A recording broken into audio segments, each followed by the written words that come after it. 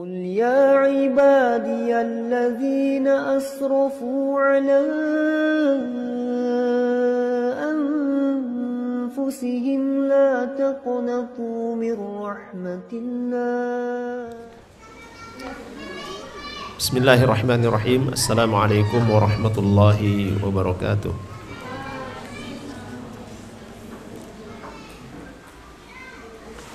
Innal hamdalillah nahmaduhu wa nasta'inuhu wa nastaghfiruh wa na'udzu billahi min shururi anfusina wa min sayyiati a'malina. May yahdihillahu fala mudilla lahu wa may yudlil fala hadiya lahu. Asyhadu an la ilaha illallah wahdahu la syarika lah wa asyhadu anna Muhammadan abduhu wa rasuluh. Allahumma salli ala Muhammadin wa ala ali Muhammad kama sallaita ala Ibrahim wa ala ali Ibrahim wa barik ala Muhammadin wa ala ali Muhammad kama barakta ala Ibrahim wa ala ali Ibrahim innaka Hamidum Majid. Ya ayyuhalladzina amanu taqullaha haqqa tuqatih wa la tamutunna illa wa antum muslimun. Ya ayyuhan nasu attaqu rabbakumul ladzi khalaqakum min nafsin wahidah wa khalaqa minha zawjaha wa batha minhuma rijalan katsiran wa nisaa'a wattaqullaha alladzi tasaaluna bihi wal arham innallaha kana 'alaikum raqiba. Thumma amma ba'd fa inna asdaqal hadithi kitabullah wa khairal hadi hadi Muhammadin sallallahu alaihi wasallam wa syarral umuri muhdatsatuha wa kullu muhdatsatin bid'ah wa kullu bid'atin dhalalah wa kullu dhalalatin finnar. Ma'asyiral muslimin dan muslimat rahimani wa rahimakumullah. Alhamdulillah kita dipertemukan kembali oleh Allah Subhanahu wa taala di majelis yang insyaallah diberkahi ini. Dan semoga kita semua selalu dalam lindungan Allah Subhanahu wa ta'ala, diberikan kekuatan, diberikan kesabaran di dalam mempelajari dan mengamalkan sunnah-sunnah Rasulullah sallallahu alaihi wasallam.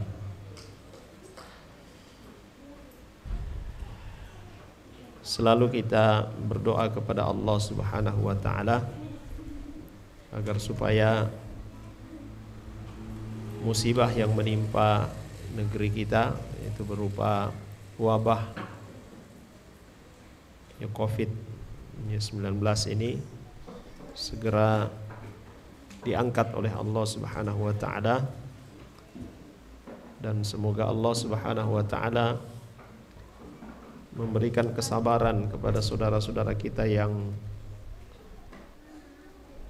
terpapar COVID ini. Bagi yang sudah berjumpa dengan ajalnya, diampuni oleh Allah Subhanahu wa ta'ala segala dosa-dosa mereka dan dimasukkan oleh Allah Subhanahu wa ta'ala ke dalam surganya bagi orang-orang yang beriman kepada Allah Subhanahu wa ta'ala. Hadirin dan hadirat rahimani wa rahimakumullah, bahasan terakhir kita itu iman kepada kitab Allah Subhanahu wa ta'ala. Hadis yang kedua dari hadis Arba'in An-Nawawi, yaitu tentang tingkatan agama yang kedua, al-iman. Jibril alaihissalam yang bertanya kepada Nabi sallallahu alaihi wasallam, akhbirni 'anil iman, beritahukan kepadaku tentang iman. Maka Nabi mengatakan, al-iman an tu'mina billahi wa malaikatihi wa kutubihi wa rusulihi wal yaumil akhir wa tu'mina bil qadari khairihi wa syarrihi. Rasulullah sallallahu alaihi wasallam mengatakan iman itu adalah beriman kepada Allah, beriman kepada malaikat-malaikatnya, beriman kepada kitab-kitabnya, beriman kepada rasul-rasulnya, beriman kepada hari akhir, dan beriman kepada takdir yang baik ataupun takdir-takdir yang buruk. Sudah kita sebutkan pada pertemuan yang lalu, yaitu iman kepada kitab-kitab Allah Subhanahu wa taala. Dan iman kepada kitab Allah Subhanahu wa taala mencakup 4 perkara. Ya, iman pada kitab Allah Subhanahu wa taala mencakup 4 perkara. Yang pertama, an-nu'mina billahi ta'ala, an-nu'mina bi anna Allah ta'ala anzala 'ala rusuli kutuba. Kita beriman bahwasanya Allah Subhanahu wa taala menurunkan pada rasul-rasulnya ya kitab-kitab. Wa annaha min indillah, dan kitab-kitab itu dari sisi Allah Subhanahu wa taala. Walakin la nu'minu bi annal kutubal mawjudah fi aidi hadhil umam hiyal kutub allati min indillah. Akan tetapi kita tidak lagi mengimani bahwasanya kitab-kitab yang ada di tangan-tangan para umat saat ini itu adalah kitab yang diturunkan oleh Allah Subhanahu wa taala dahulu. Li'annaha muharrafah wa mubaddalah. Karena sungguhnya kitab-kitab yang ada sekarang ini itu telah diselewengkan, ya, telah dimodifikasi. Lakin aslul kitab al-munazzal 'ala rasul nu'minu bi annahu haqqun min indillah. Tapi asal daripada kitab-kitab tersebut, yaitu Taurat, Zabur, Injil, itu dari Allah Subhanahu wa taala. Semua itu di zaman sekarang ini itu sudah dimodifikasi. Ya, sudah direvisi. Dan kita mendapati ya kitab Injil ada edisi revisi, ada perjanjian baru dan sebagainya. Yang masih terjaga adalah Al-Qur'an. Ya, kitab yang diturunkan oleh Allah Subhanahu wa taala yang masih terjaga adalah Al-Qur'an. Karena yang menjaga Al-Qur'an Allah Subhanahu wa taala sendiri. Ya, Allah Subhanahu wa taala katakan dalam Al-Qur'an, inna nahnu nazzalna dzikra wa inna lahu lahafidun. Ya, kami telah menurunkan az-dzikra, yaitu Al-Qur'an. Ya, salah satu nama daripada Al-Qur'an adalah az-dzikr, ya, memberikan peringatan-peringatan. Wa inna lahu lahafidun, dan sungguhnya kamilah yang menjaganya. Adapun kitab-kitab yang lainnya maka itu telah direvisi, telah diselewengkan ya ayat-ayatnya. Ini kandungan yang pertama. Yang kedua, an-nu'mina bi sihhati ma fiha min akhbarin ka akhbaril Qur'an wa akhbari ma lam yubaddal aw yuharraf minal kutubis sabiqah. Ya. Kita mengimani bahwasanya informasi-informasi yang ada di dalam kitab-kitab tersebut, khususnya yang ada dalam Al-Quran, itu adalah kisah-kisah yang benar. Demikian pula yang ada dalam kitab-kitab yang lainnya, ya, selama belum ada modifikasinya. Ya. Yang ketiga, an-nu'mina bima fiha min ahkamin idza lam tukhalif syari'atana. Ya. Kita mengimani apa-apa yang ada di dalam ya kitab-kitab yang diturunkan oleh Allah Subhanahu wa taala selain daripada Al-Qur'an, apabila dia tidak menyelisihi syariat yang dibawa oleh Rasulullah sallallahu alaihi wasallam, ya, syariat Al-Qur'an. Ya. Kemudian yang keempat, an-nu'mina bima alimna min asma'iha. Kita mengimani nama-nama yang kita ketahui tentang kitab-kitab tersebut, ya, seperti Al-Qur'an, Taurat, Injil, Zabur, ya, Suhuf Ibrahim dan Suhuf Musa. Jemaah sekalian yang dirahmati oleh Allah Subhanahu wa taala.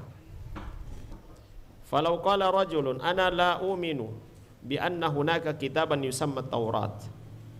Maka apabila ada orang yang mengatakan saya tidak beriman, saya tidak meyakini bahwa ada yang namanya kitab Taurat.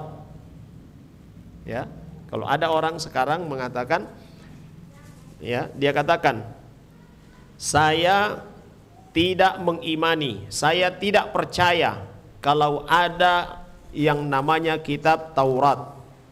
Saya tidak percaya kalau ada kitab yang namanya Injil. Ya, saya tidak percaya kalau ada kitab yang namanya Zabur. Maka sesungguhnya dia telah apa? Telah kafir. Ya. Karena Allah Subhanahu wa taala menurunkan kitab Taurat. Ya. Allah menurunkan kitab Injil, Allah menurunkan kitab Zabur. Ya. Adapun yang saat ini, yang ada saat ini dari sisi penamaan mungkin sama, tetapi isinya itu yang sudah direvisi, ya, sudah diselewengkan maknanya, ayat-ayatnya. Sehingga untuk kitab yang diturunkan oleh Allah kepada para rasulnya, ya, atau para nabinya, Zabur yang diturunkan kepada Nabi Daud alaihissalam, ya.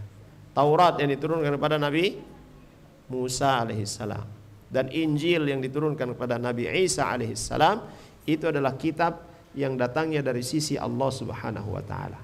Wajib bagi kita untuk mengimaninya. Jamaah sekalian yang dirahmati oleh Allah Subhanahu wa taala. Kemudian selanjutnya yang keempat adalah iman kepada rasul-rasul Allah. Ai an tu'mina bi rusulillahi azza wa jalla. Beriman terhadap rasul-rasul Allah. Wal muradu bir rusuli minal bashar. Dan yang dimaksud dengan rasul-rasul ini, utusan-utusan Allah ini adalah dari kalangan manusia. Ya. Yang mereka ini adalah pilihan-pilihan Allah Subhanahu wa taala. Orang-orang terbaik yang dipilih oleh Allah Subhanahu wa taala untuk menyampaikan risalah, ya, dari Allah Subhanahu wa taala, untuk menyampaikan syariat dari Allah Subhanahu wa taala. Waliyu'lam bi annahu yu'abbaru bir rasuli wa yu'abbaru bin nabi. Kadang jamaah sekalian, Allah Subhanahu wa taala menyebutkan dengan istilah nabi. Ya, kadang juga disebut dengan istilah rasul. Ya. Dan keduanya memiliki, ya, makna yang, ya, secara umum sama, ada perbedaan sedikit saja. Ya. Nah, Syekh menyebutkan, fahal ma'nahuma wahid, apakah makna daripada rasul dan nabi itu satu? Beliau menjawab, amma fil Quran fa kullu man dzukira minal anbiya fahuwa rasul.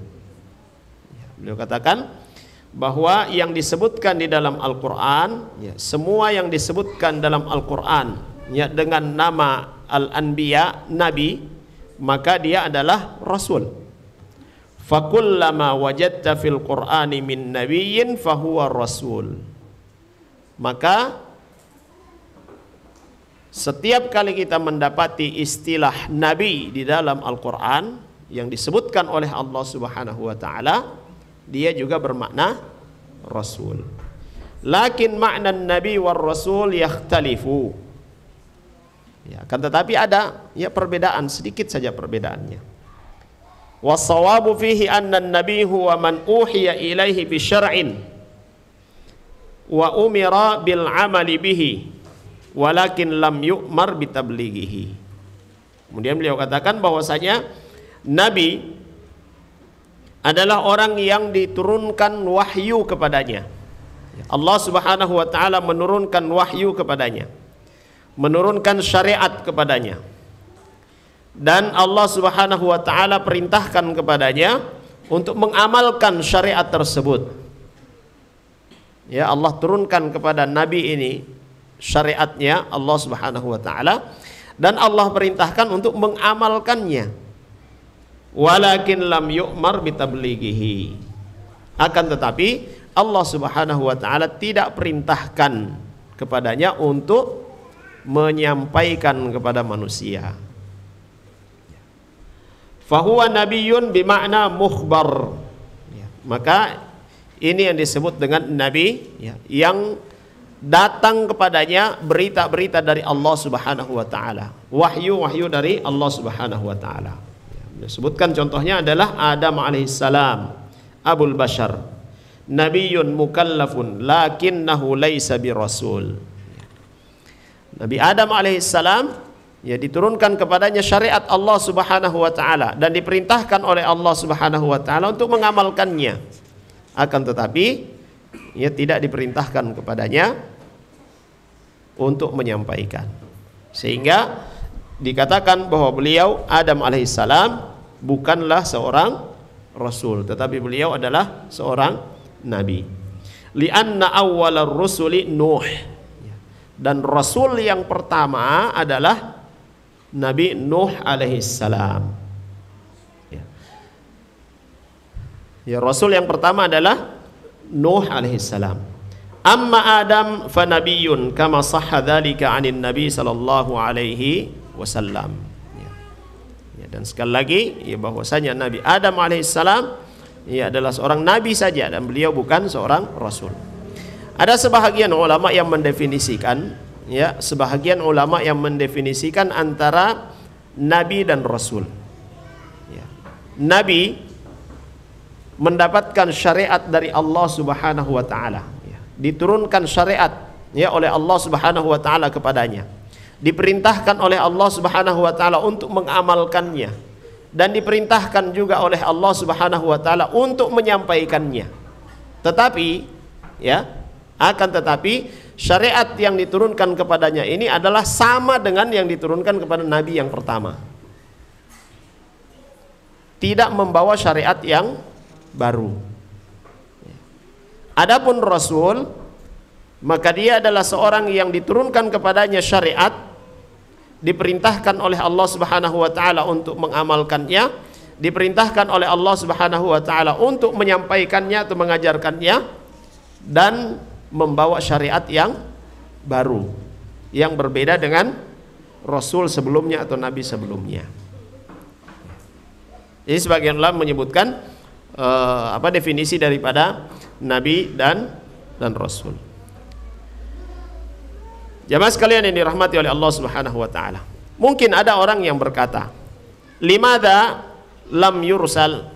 Kenapa Nabi Adam alaihissalam dan nabi yang lainnya yang tidak dikategorikan sebagai rasul ini tidak dikatakan sebagai rasul? Fal jawab li'anna an-nas fi dzalikal waqt kanu ummatan wahidah. Karena sungguhnya, kata beliau rahimahullah ta'ala, manusia khususnya, ya, di masa Adam alaihissalam, ya, anak keturunannya Adam alaihissalam, ya, sampai masanya Nabi Nuh alaihissalam, kanu ummatan wahidah. Dulu mereka itu adalah satu umat. Ya, dulu mereka adalah satu umat. Ya, maksudnya di sini apa? Ya, mereka bertauhid kepada Allah Subhanahu wa taala. Ya. Mereka mengesahkan Allah Subhanahu wa taala. Dan jumlah mereka pun sedikit. Ya, jumlah mereka pun sedikit. Tidak ada pertikaian, tidak ada perbedaan, ya, di kalangan mereka. Lam tattasi'ad dunya wa lam yantashir al-bashar fakanu muttafiqina fakafahum an yarau abahum ala ibadatin wa yattabi'uhu. Sehingga mereka mudah untuk melihat apa yang dilakukan oleh Adam alaihissalam, dan kemudian mereka mengikuti apa yang dikerjakan oleh Nabi Adam alaihissalam. Tidak ada, ya, perselisihan di antara mereka. Thumma lamma hasala al-khilaf wa intashara an-nas uhtija ila ar-rusul. Nah, ketika populasi semakin banyak, ya, berkembang biak, kemudian terjadi, ya, perselisihan, maka kemudian Allah Subhanahu wa taala, ya, memilih di antara anak cucu Adam itu sebagai rasul. Dan ini sesuai dengan firman Allah Subhanahu wa taala di dalam surah Al-Baqarah ayat 213. A'udzu billahi minasyaitonir rajim.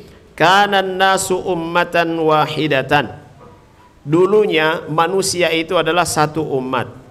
Ya. Mereka tidak berselisih. Ya, mereka beribadah kepada Allah Subhanahu wa taala dengan cara yang sama. Faba'atsallahu an-nabiyyina mubashshirina wa mundzirin. Ya, lalu kemudian Allah Subhanahu wa taala mengutus. Ya, ini Allah Subhanahu wa taala takbirkan di sini dengan nabi. Ya. Ya. Dan sini yang dimaksud adalah Rasul. Ya, Allah Subhanahu wa taala ya mengutus nabi, mengutus rasul mubasyirin,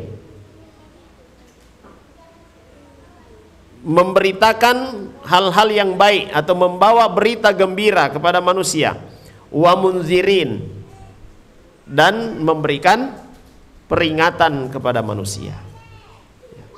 Mubasyirin, ya, utusan-utusan Allah Subhanahu wa taala ini membawa berita gembira bagi orang-orang yang beriman kepada Allah, bagi orang-orang yang melakukan amalan-amalan saleh, maka mereka akan diberikan ganjaran pahala oleh Allah Subhanahu wa taala, dan kelak mereka akan dimasukkan oleh Allah Subhanahu wa taala ke dalam surga.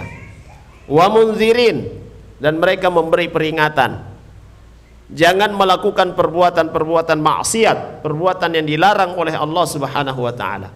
Siapa yang melakukan perbuatan maksiat, siapa yang melakukan apa yang dilarang oleh Allah Subhanahu wa taala, maka akibatnya dimasukkan ke dalam neraka, wal iyadu billah.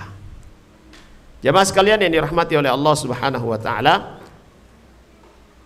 sedikit kita tekankan di sini, ketika kita melakukan ibadah kepada Allah Subhanahu wa taala, ada harapan pada diri kita, atau kita berharap kepada Allah Subhanahu wa taala mendapatkan pahala, mendapatkan ganjaran surga. Ketika kita meninggalkan apa yang dilarang oleh Allah Subhanahu wa taala, di situ pula kita berharap diselamatkan dari azab Allah Subhanahu wa taala, tidak dimasukkan ke dalam nerakanya. Kenapa demikian? Karena Allah Subhanahu wa taala yang menyebutkannya di dalam ayat-ayat yang banyak di dalam Al-Qur'an. Siapa yang melakukan kebaikan, siapa yang melakukan ketaatan, maka baginya pahala yang besar dan dia nanti akan dimasukkan ke dalam surga. Dan siapa yang bermaksiat kepada Allah, siapa yang kufur kepada Allah, maka dia nanti akan dimasukkan ke dalam neraka. Yang menginformasikan ini siapa? Allah Subhanahu wa taala. Ada sebahagian orang mereka katakan, kalau mau beribadah, beribadah saja, jangan mengharap surga. Beribadah saja, jangan takut neraka. Kalau kamu meninggalkan maksiat, sudah tinggalkan saja, karena Allah, jangan karena takut neraka. Kenapa? Kata mereka, kalau kita beribadah karena ingin pahala, kalau kita beribadah ingin dimasukkan ke dalam surga, berarti kita beribadah tidak ikhlas. Kalau kita meninggalkan maksiat karena takut neraka, berarti kita meninggalkan maksiat itu tidak ikhlas. Ya. Maka berbuatlah, beribadahlah hanya mencari keridhaan Allah Subhanahu wa taala, jangan mencari surga. Bahkan ya sampai pada pernyataan yang ekstrim, kalaupun saya masuk neraka tetapi Allah ridha, saya tidak mengapa. Ya. Ini pernyataan ya orang-orang zindiq. Ya, pernyataan orang-orang zindik. Apa orang-orang zindik itu? Orang-orang munafikun. Ya. Secara fitrah, jemaah sekalian, secara fitrah, ketika seorang melakukan kebaikan, ada harapannya enggak? Ada harapannya, balasan dari kebaikan tersebut. Dan ini Allah Subhanahu wa taala sudah katakan di dalam Al-Qur'an, siapa yang melakukan kebaikan, maka kebaikan itu akan kembali kepadanya. Dia akan diberikan pahala dan akan dimasukkan ke dalam surga. Dan siapa yang melakukan keburukan, maka keburukan itu pula akan kembali kepadanya dan dia akan dimasukkan ke dalam neraka. Ya. Maka sudah fitrah seorang beribadah kepada Allah mengharapkan pahala dari Allah Subhanahu wa taala. Dan yang menyebutkannya, yang menyuruhnya juga adalah Allah Subhanahu wa taala. Sehingga siapa yang beribadah, dia mengharapkan pahala dari Allah, dia menginginkan dimasukkan ke dalam surga, dia adalah orang yang beribadah ikhlas karena Allah Subhanahu wa ta'ala. Jamaah sekalian yang dimuliakan oleh Allah Subhanahu wa ta'ala. Kemudian kata beliau, fa idza qala qail, apabila ada orang yang berkata, mal faidatu minan nabi ba'da Adam alaihi salam idza kana lam yu'mar bit tabligh. Apa faedahnya ya diutusnya seorang nabi setelah Adam alaihi salam jika tidak diperintahkan untuk menyampaikan syariat itu? Maka kata beliau, kata Syekh rahimahullahu taala, qulna al faidah, ya faedahnya tadhkirun nas bisyari'ah allati nasauha. Ya. Jadi faedahnya diantaranya adalah Allah Subhanahu wa ta'ala mengutus seorang nabi, ya, ini sebagai peringatan, sebagai pengingat atas syariat yang telah diturunkan oleh Allah Subhanahu wa ta'ala sebelumnya, yang telah banyak dilupakan oleh manusia. Nah, ini yang tadi kita sebutkan, ya, di antara definisi, ya, atau definisi lain daripada nabi, dia tetap diperintahkan untuk menyampaikan, tetapi bukan dengan syariat yang baru, tapi dengan syariat yang lama sebelumnya, ya, nabi sebelumnya. Wa fi hadza la yakunul i'rad minan nas tamman fala yahtajuna ila rasulin. Ya. Jadi kalau ada nabi yang diutus oleh Allah Subhanahu wa taala, yang ya diwahyukan kepada mereka, ya, syariat Allah Subhanahu wa taala sama dengan yang diwahyukan kepada nabi sebelumnya, ini sebagai pengingat bagi manusia bahwa ada syariat yang, ya, ada syariat yang diturunkan oleh Allah Subhanahu wa taala yang harus kita amalkan. Ya, sehingga ya tidak perlu atau belum perlu ada rasul yang membawa syariat yang baru. Wa yakfin nabiyyul ladzi yadhkuruhum bisyari'ah. Qala Allah Ta'ala, inna anzalna at-taurata wa fiha huda wa nur yahkumu biha an-nabiyyun alladzina aslamu lilladzina hadu. Ya. Sungguhnya kami menurunkan Taurat. Ya, sungguhnya kami menurunkan Taurat. Allah Subhanahu wa taala menurunkan At-Taurat. Fiha huda wa nur. Di dalam Taurat itu ada petunjuk, ada cahaya. Yahkumu bihan nabiyyun, yang para nabi, ya, yang diutus oleh Allah Subhanahu wa taala, mereka berhukum dengan hukum Taurat. Alladzina aslamu, dan mereka para nabi ini, ya, berserah diri kepada Allah Subhanahu wa taala. Lilladzina hadu, ya, juga demikian orang-orang yang mendapatkan, ya, petunjuk dari Allah Subhanahu wa taala. Ya. Jadi mereka, ya, mereka berserah diri kepada Allah Subhanahu wa taala, dan mereka juga mengajak, ya, mengingatkan orang-orang yang telah mendapatkan atau telah disampaikan kepada mereka syariat, ya, dari Allah Subhanahu wa taala. Hadhihi faidatun minan nabi. Ya, ini faidah, ya, manfaat atau hikmah, ya, Allah Subhanahu wa taala yang mengutus nabi, ya, menurunkan syariat kepada seorang, lalu kemudian dia diperintahkan oleh Allah Subhanahu wa taala untuk mengamalkannya, agar supaya orang-orang melihat apa yang diamalkan ini pernah diamalkan oleh orang terdahulu juga. Ya. Baik. Lianna hadzal irad qawiyyun wa huwa mal faidatu minan nubuwwati bila risalah wal jawabu ma sabaq. Wa li hadza jaa fi hadits lakinnahu dhaif ulama'u ummati ka anbiya'i bani Israil. Ya. Baik. Kemudian beliau sebutkan di sini bahwa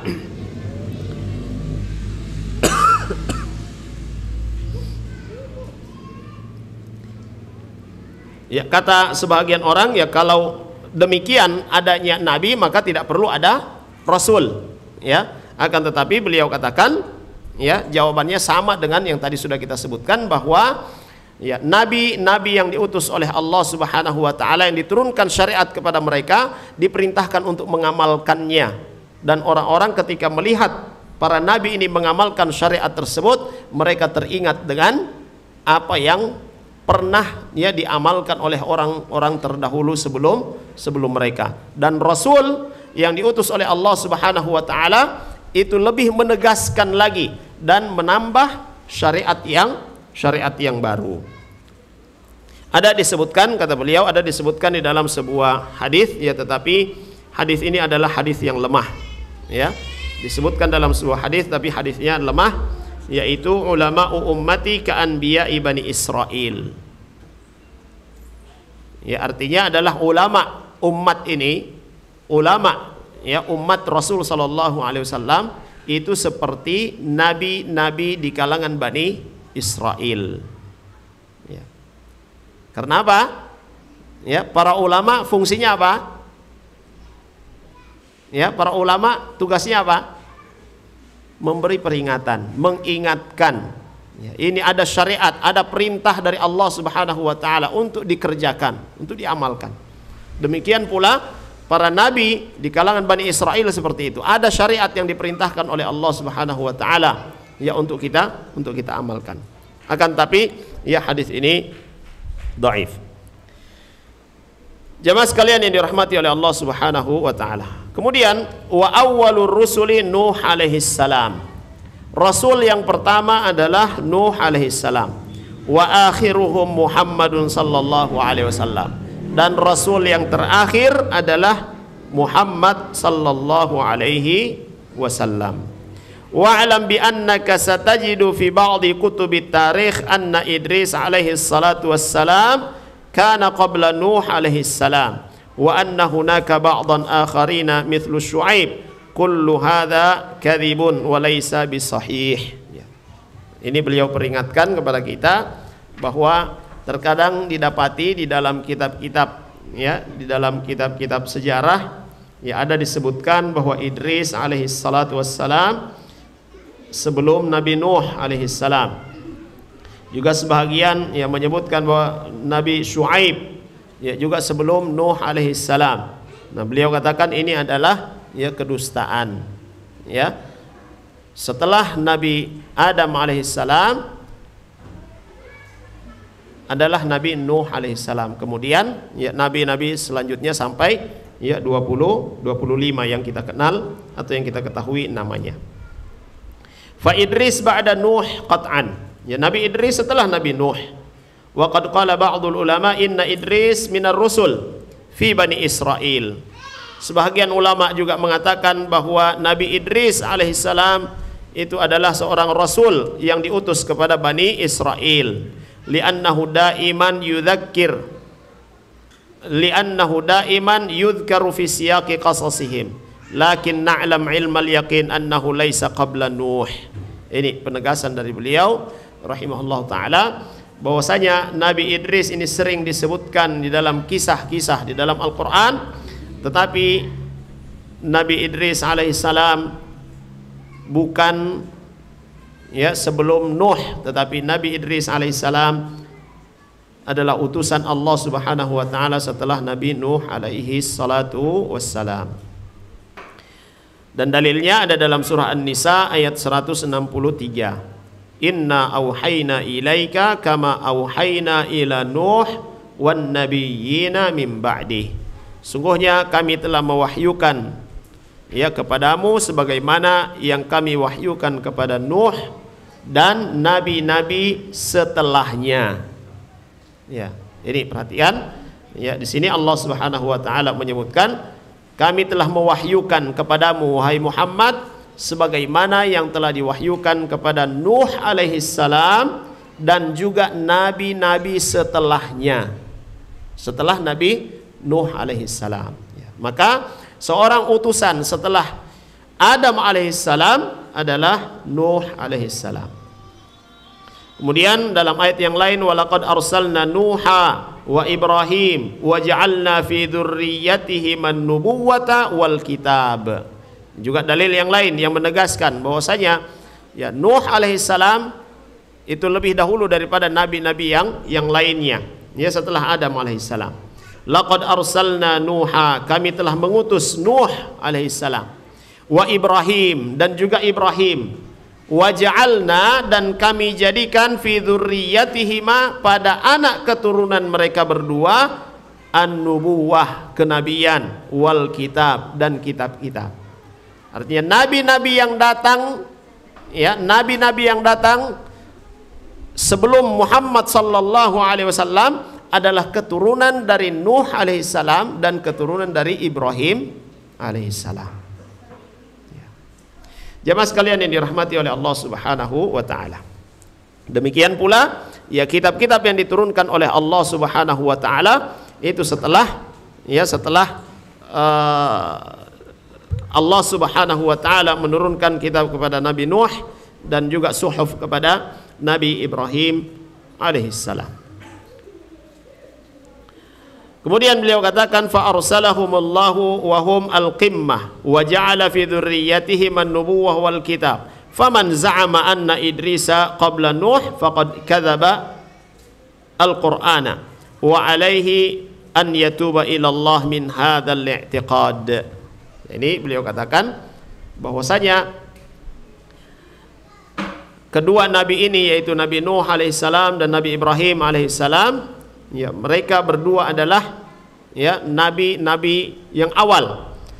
Maka siapa yang meyakini bahwasanya Nabi Idris alaihissalam adalah nabi yang diutus oleh Allah Subhanahu wa taala sebelum Nabi Nuh, maka ini adalah kedustaan dan dia mendustakan ayat-ayat Al-Qur'an.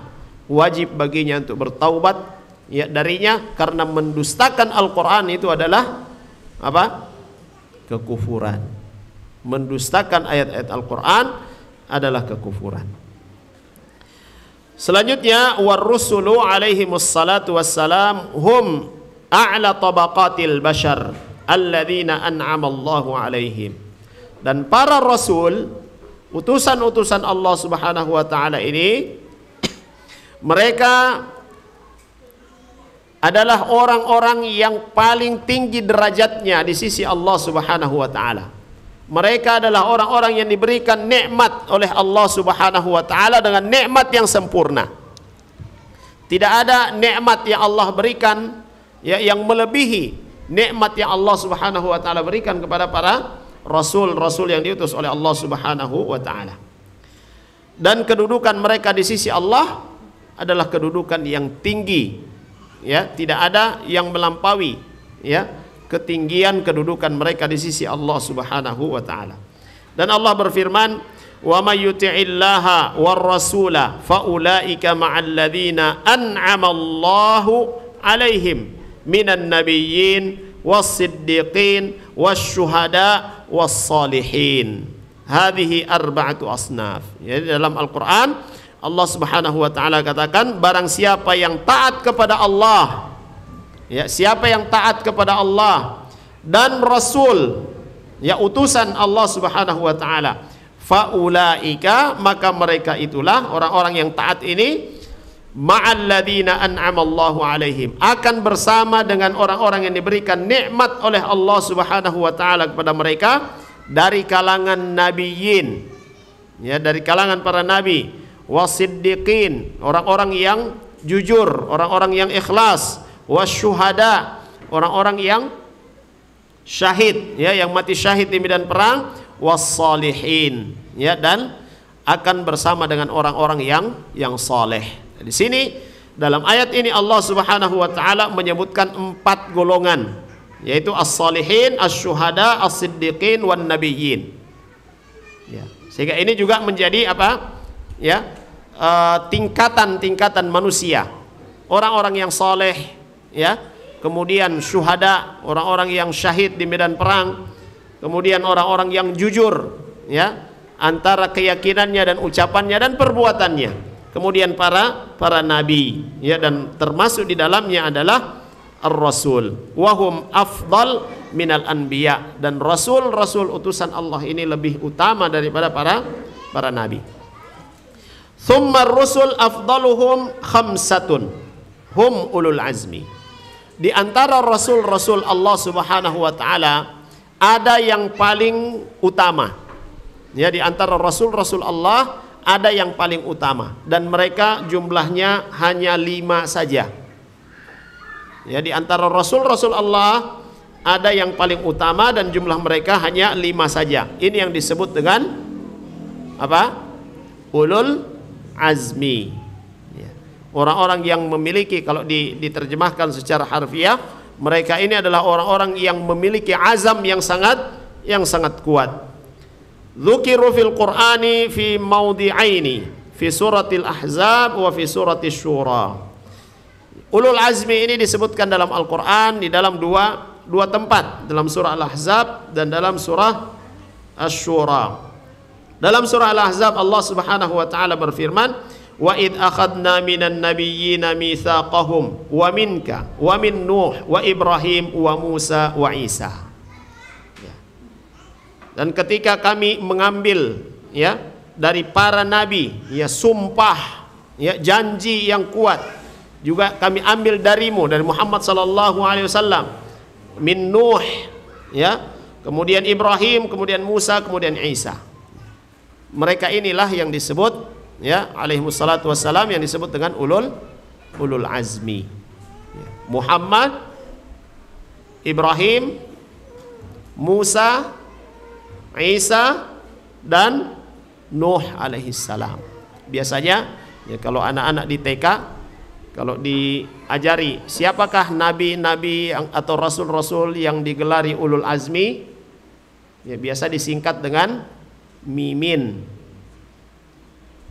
Mimin. Muhammad, Ibrahim, Musa, Isa, Nuh alaihissalam. Dari seluruh rasul yang diutus oleh Allah Subhanahu wa taala, seluruh nabi yang diutus oleh Allah Subhanahu wa taala, kelima nabi dan rasul ini adalah yang paling utama, yang paling mulia. Juga disebutkan dalam surah Asy-Syura ayat ke-13, "Syara'a lakum minad dini ma wassa bihi Nuha walladzi auhayna ilaika wa ma wassayna bihi Ibrahim wa Musa wa Isa an aqimud din." Apa yang disyariatkan kepada Rasul sallallahu alaihi wasallam, demikian pula yang diwahyukan oleh Allah Subhanahu wa taala kepada Nuh alaihi salam, kepada Ibrahim alaihi salam, kepada Musa dan kepada Isa alaihi wassalatu wassalam. Perintahnya apa? Menegakkan agama, mentauhidkan Allah Subhanahu wa taala. Dan wasiatnya atau perintah Allah Subhanahu wa taala kepada 5 rasul ini adalah an aqimud dina wa la tatafarraqu. Ini jamaah sekalian, perintah Allah, syariat Allah kepada 5 orang rasul yang paling mulia ini adalah an aqimud din, menegakkan agama, menegakkan syariat Allah Subhanahu wa taala, dan tidak boleh bercerai-berai, tidak boleh berseteru di antara orang-orang yang beriman kepada Allah Subhanahu wa taala. Tidak boleh menjadikan agama itu sebagai sumber pertikaian. Maka ini menjadi peringatan bagi kita jamaah sekalian. Ini menjadi peringatan bagi kita. Kita beragama karena Allah Subhanahu wa taala. Kita beragama mengikuti Rasul sallallahu alaihi wasallam. Ketika kita benar-benar beragama mengikuti Rasul sallallahu alaihi wasallam, maka tidak akan terjadi yang namanya iftirak, perpecahan. Kita mendapati para sahabat Nabi sallallahu alaihi wasallam perbedaan ada, tetapi tidak ada perpecahan di antara mereka. Nanti setelah masa selesainya tabi'ut tabi'in, baru kemudian mulai muncul perpecahan-perpecahan itu. Dan Nabi sallallahu alaihi wasallam pun sudah mengingatkan kita. Dan ini pasti terjadi. Ini pasti terjadi. Sataftariqu hadhil ummah. Umat Muhammad sallallahu alaihi wasallam itu akan tercerai-berai. Mereka akan bertikai. Mereka tercerai-berai menjadi kelompok-kelompok. Berapa kelompok? 73 kelompok. Ini kelompok-kelompok besarnya. Jadi 73 kelompok.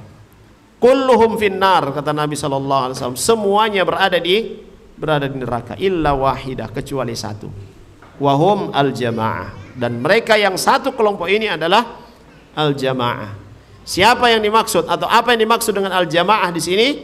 Hum man kana ala mithli ma ana alaihi al-yaum wa ashabi. Al-jamaah yang selamat ini, yang dimasukkan oleh Allah Subhanahu wa taala ke dalam surga ini, yang biasa disebut juga al-firqah an-najiyah, golongan yang selamat, atau yang biasa disebut juga dengan ahlus sunnati wal jamaati, hum man kana ala mithli ma ana alaihi al-yaum wa ashabi. Mereka adalah orang-orang yang mengamalkan, mereka adalah orang-orang yang memiliki keyakinan yang sama dengan apa yang aku amalkan, sama dengan apa yang aku yakini, demikian pula yang diamalkan oleh para dan diyakini oleh para sahabat Nabi sallallahu alaihi wasallam.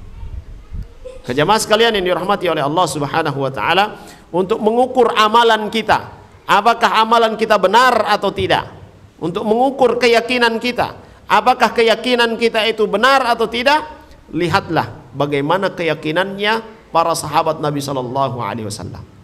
Bagaimana amalannya para sahabat Nabi sallallahu alaihi wasallam.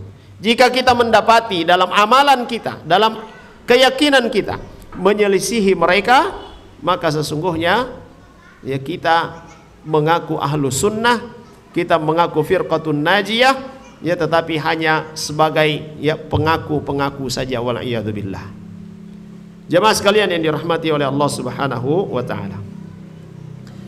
Kemudian kata beliau rahimahullahu taala, wa afdaluhum, dari 5 rasul yang paling mulia ini, yang paling utama di antara mereka berlima adalah Muhammad sallallahu alaihi wasallam. Dan Nabi sallallahu alaihi wasallam mengatakan, ana sayyidu waladi Adam. Ana sayyidu waladi Adam. Aku adalah penghulu daripada seluruh anak cucu Adam. Ya, kalau sayyid, kalau diartikan secara harfiah, sayyid ini tuan. Ya, tuan. Ya, kalau kita sudah sebut tuan, ya berarti tidak ada lagi di atasnya. Ya. Dan Nabi SAW mengatakan, ana sayyidu waladi Adam. Seluruh anak cucu Adam, akulah yang tertinggi, akulah tuannya, ya, akulah penghulunya.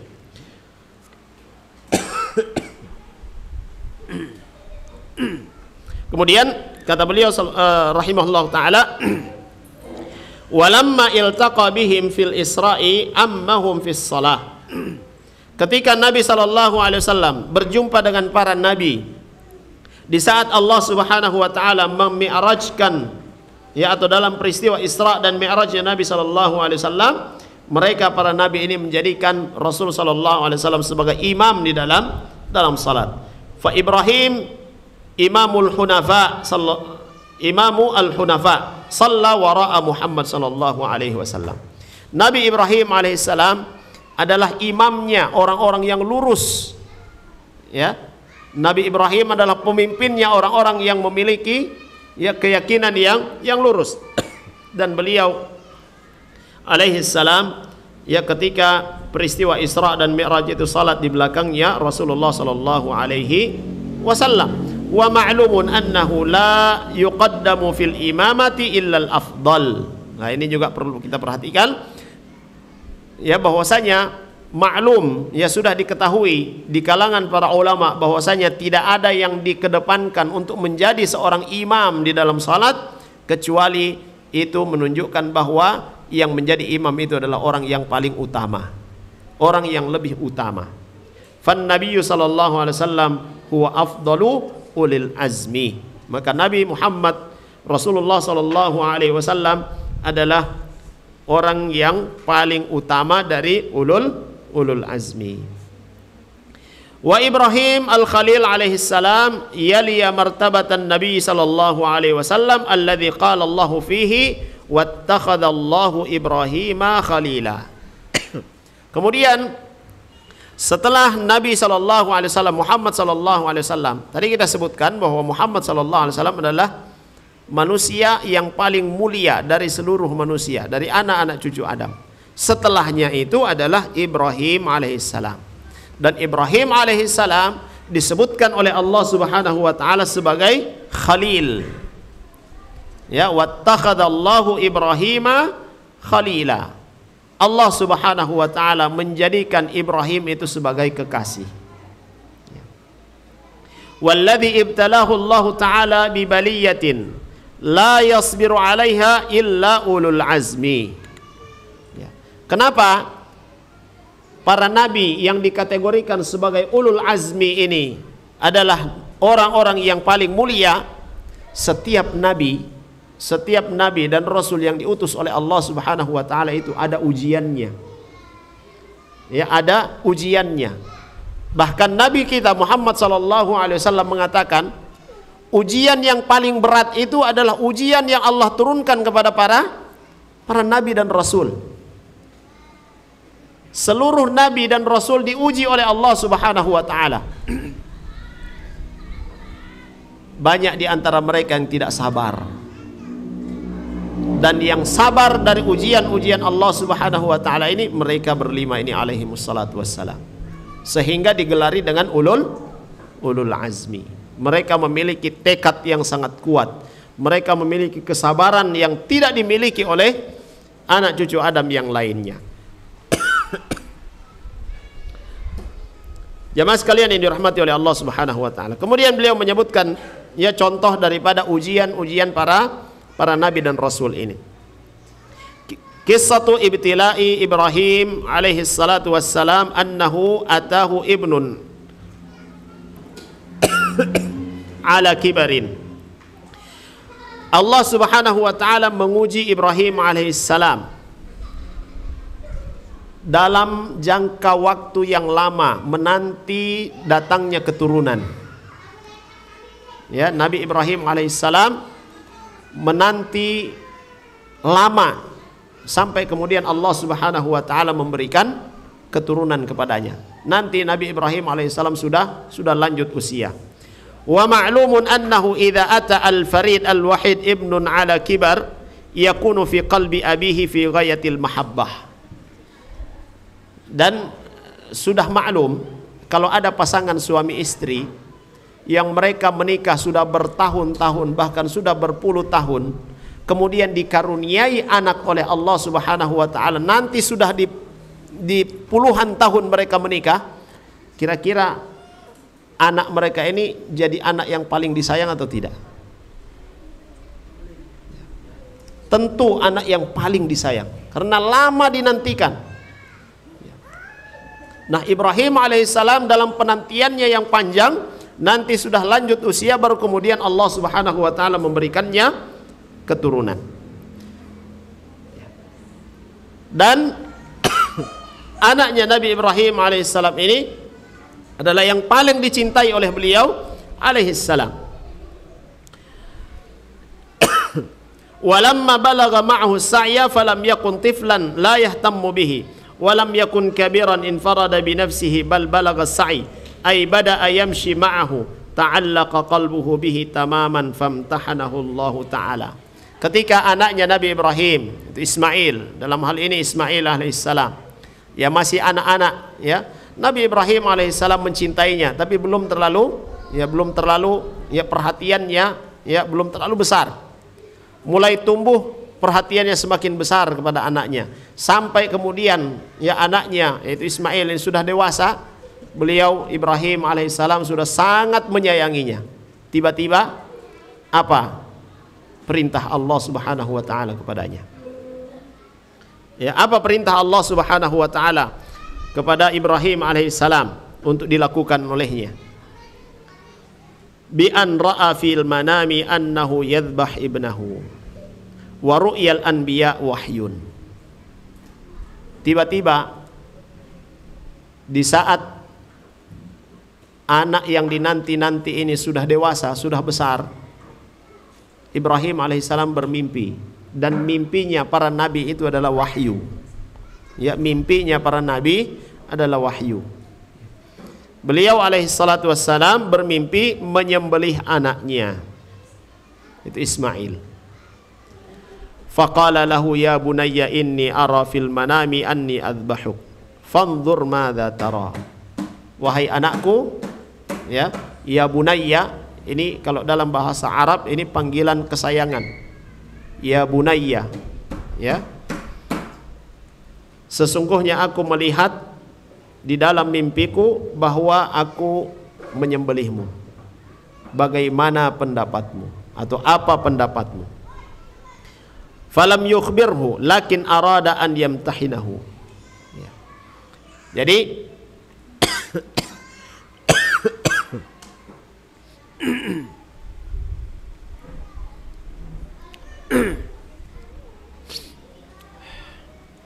Ibrahim alaihissalam bertanya kepada anaknya ya tentang hal ini, ya tentang mimpinya yang dilihat di dalam mimpinya itu menyembelihnya.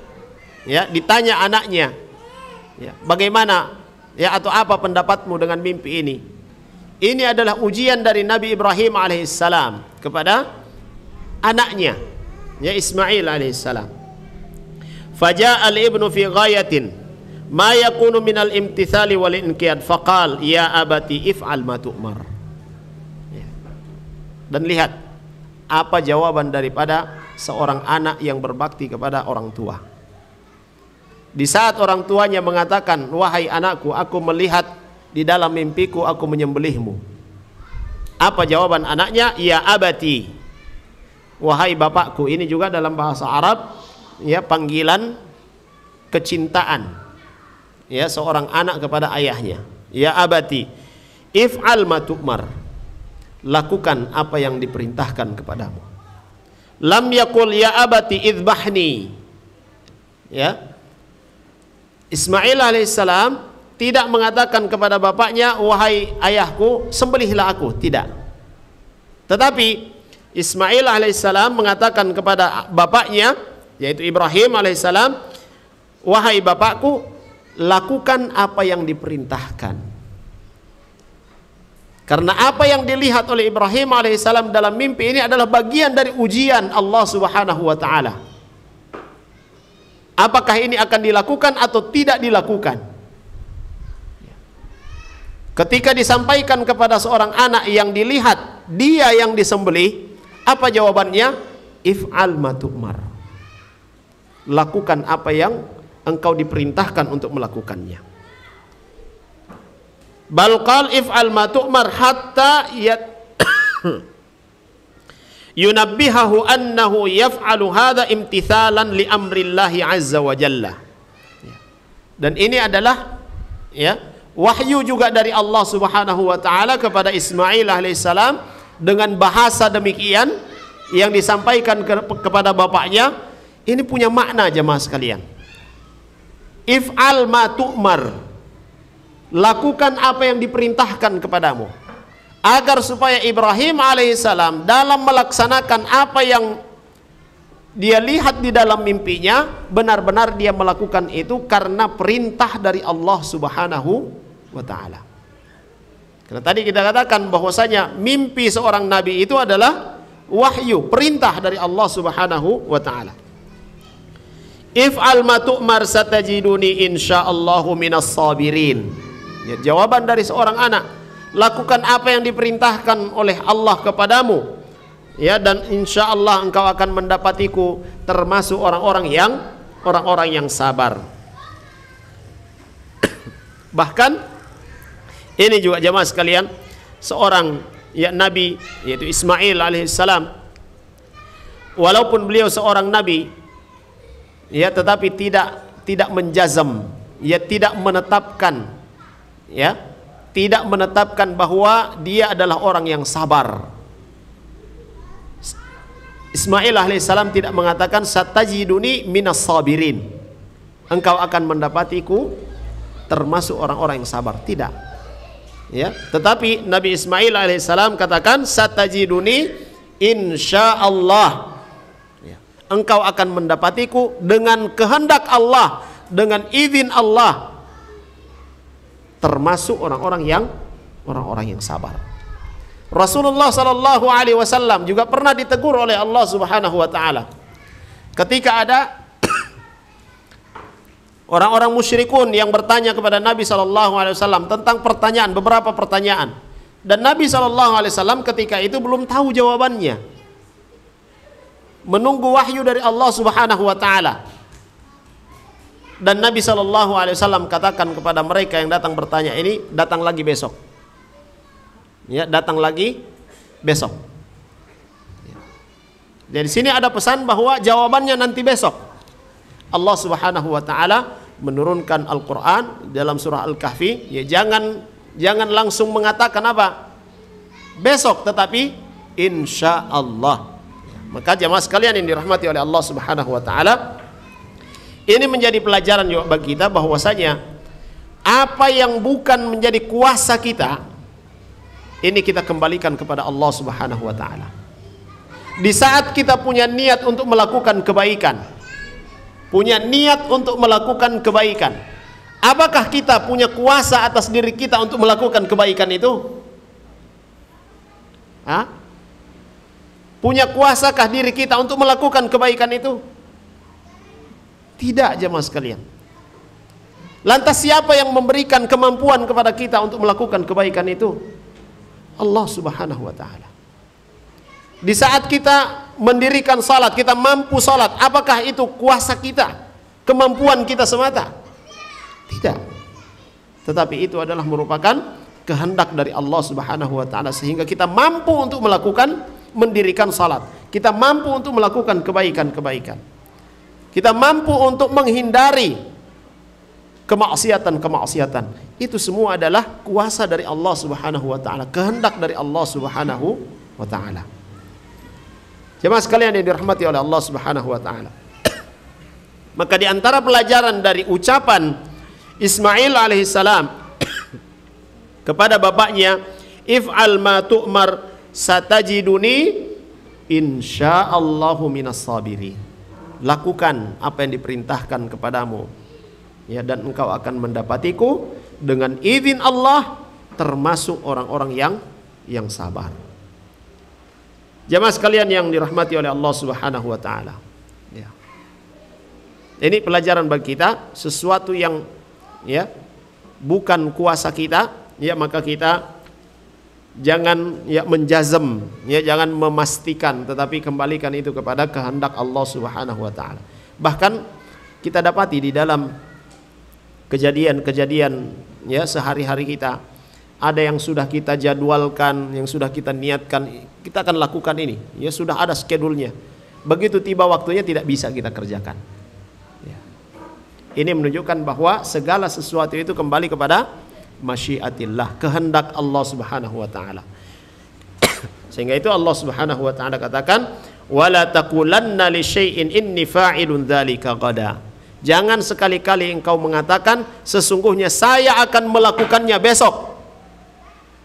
Ya. Jangan sekali-kali mengatakan saya pasti akan melakukannya besok. Illa ayyasha Allah. Ya. Kecuali itu dengan kehendak Allah Subhanahu wa taala.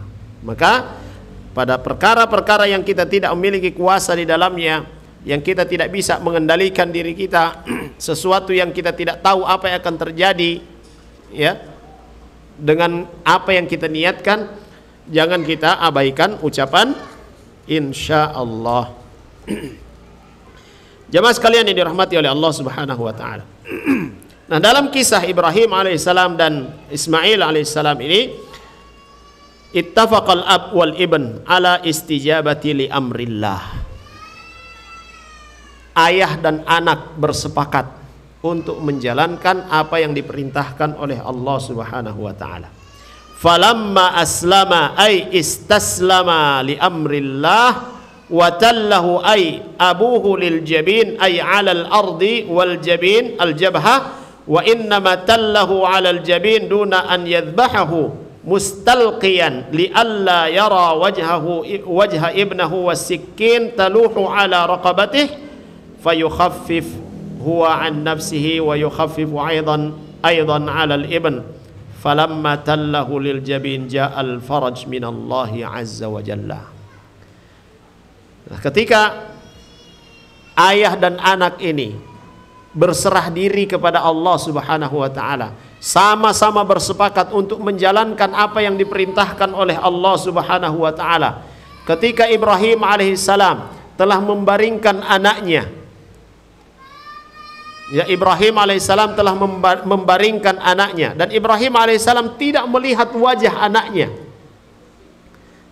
Pada kondisi seperti itu, kedua-duanya telah bertawakal kepada Allah Subhanahu wa taala, telah berserah diri kepada Allah Subhanahu wa taala, maka datanglah solusinya. Ja'al faraj. Ternyata apa yang dilihat oleh Ibrahim alaihissalam itu adalah ujian dari Allah Subhanahu wa taala, dan Ismail juga adalah ujian dari Allah Subhanahu wa taala untuk bapaknya. Apa solusi yang Allah Subhanahu wa taala berikan? Yaitu digantikan dengan dengan apa? Kibas. Kibas ini jenis kambing. Kemudian dalam Al-Quran Allah Subhanahu wa taala katakan, wa nadainahu ayya Ibrahim qad saddaqta ru'ya inna kadzalika najzil muhsinin. Dan kami berseru kepada Ibrahim, wahai Ibrahim, sesungguhnya engkau telah membenarkan mimpimu. Artinya membenarkan mimpi ini, hendak merealisasikan mimpimu. Inna kadzalika najzi al muhsinin. Demikianlah kami memberikan balasan kepada orang-orang yang berbuat baik. Jamaah sekalian yang dirahmati oleh Allah Subhanahu wa taala. Hadhil mahabbah li hadzal ibn wa hadzal ibtila wa hadzal imtithal at-tam yadullu ala anna mahabbatallahi fi qalbi Ibrahim alaihissalam a'zam min mahabbatil walad. Di sini ada pelajaran jemaah sekalian. Secinta apapun seorang ayah kepada anaknya, ketika datang perintah Allah Subhanahu wa taala, maka yang didahulukan adalah perintah Allah Subhanahu wa taala. Di dalam Al-Qur'an Allah Subhanahu wa taala menyebutkan bahwasanya anak-anak itu adalah fitnah. Demikian pula istri-istri itu adalah fitnah, ujian, cobaan. Kecintaan kita kepada pasangan hidup kita, kecintaan kita kepada anak-anak kita tidak boleh melebihi kecintaan kita kepada Allah Subhanahu wa taala. Tidak boleh melebihi kecintaan kita kepada Rasul sallallahu alaihi wasallam. Bagaimana kita menerapkan kecintaan kepada Allah dan kecintaan kepada Rasul ini? Istri kita menginginkan sesuatu yang sangat dia sukai, kita mencintai istri kita, tetapi sesuatu yang dia inginkan ini adalah sesuatu yang diharamkan oleh Allah Subhanahu wa taala. Apakah kita akan memenuhi keinginan istri? Tidak boleh. Anak kita menginginkan sesuatu yang sangat dia sukai, dan anak ini adalah anak yang paling kita cintai. Apakah kita akan memenuhi keinginannya karena kita mencintai anak kita? Sementara yang dia inginkan itu adalah sesuatu yang diharamkan oleh Allah Subhanahu wa taala. Tidak boleh kita memperturutkan keinginan anak kita apabila itu sesuatu yang diharamkan oleh Allah Subhanahu wa taala. Dan kita mendapati jamaah sekalian yang dirahmati oleh Allah Subhanahu wa taala di dalam kehidupan kita sehari-hari, betapa banyak orang tua dengan alasan cinta kepada anaknya, lalu kemudian membiarkan anaknya melakukan apa yang diinginkan oleh anaknya, tanpa dia memperhatikan kewajiban seorang ayah atau kewajiban seorang ibu mendidik anaknya dengan pendidikan agama yang benar. Ketika tiba waktu subuh, dia tidak membangunkan anaknya. Kenapa? Kasihan, dingin. Ini rasa cinta dari seorang ayah atau dari seorang ibu. Tidak membangunkan anaknya untuk salat subuh. Karena apa? Kasihan, dingin. Dia tidak memperhatikan bahwa ada sesuatu yang berbahaya apabila dia tidak mengamalkannya itu. Masalah salat. Allah Subhanahu wa taala telah mewajibkan salat,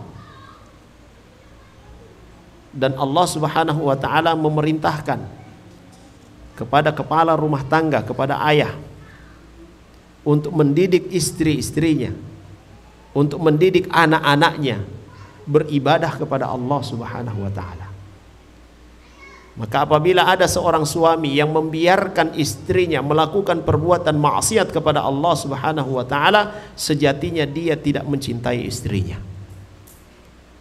Demikian pula ketika seorang suami, seorang istri melihat suaminya bermaksiat kepada Allah Subhanahu wa taala, seorang istri melihat suaminya bermaksiat kepada Allah dan kemudian dia biarkan, sejatinya dia tidak mencintai suaminya.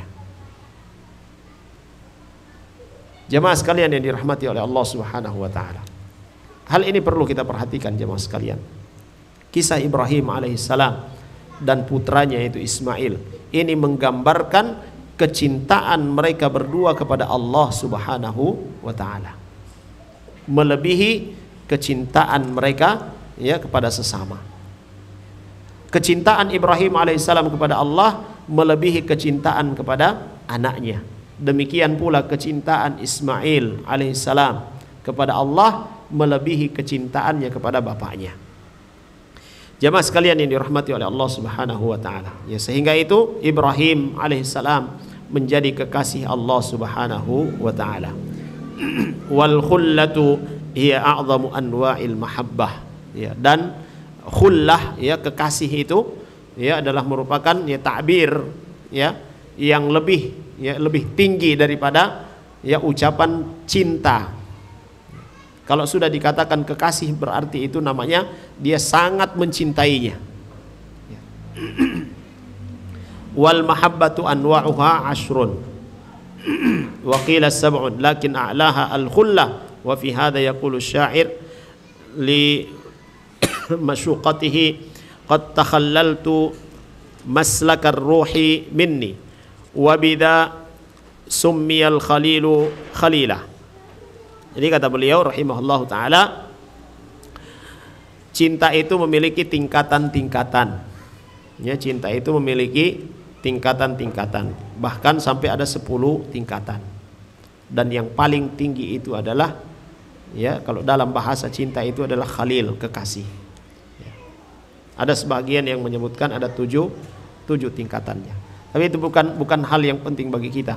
Tetapi yang menjadi hal yang penting bagi kita adalah bagaimana kita merealisasikan ya rasa cinta kita kepada Allah Subhanahu wa taala melebihi kecintaan kita kepada selain Allah Subhanahu wa taala. Jamaah sekalian yang dirahmati oleh Allah Subhanahu wa taala. Kemudian